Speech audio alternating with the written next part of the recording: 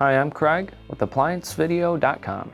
Today, we'll be taking a look at your cylinder belt on this Appliance Laundry Systems electric dryer.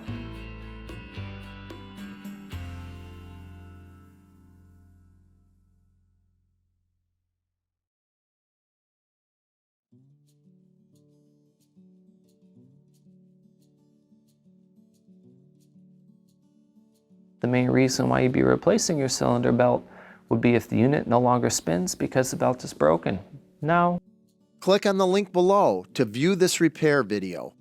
ApplianceVideo.com guides you step by step, giving you the confidence to avoid recalls and callbacks, also saving time on repairs.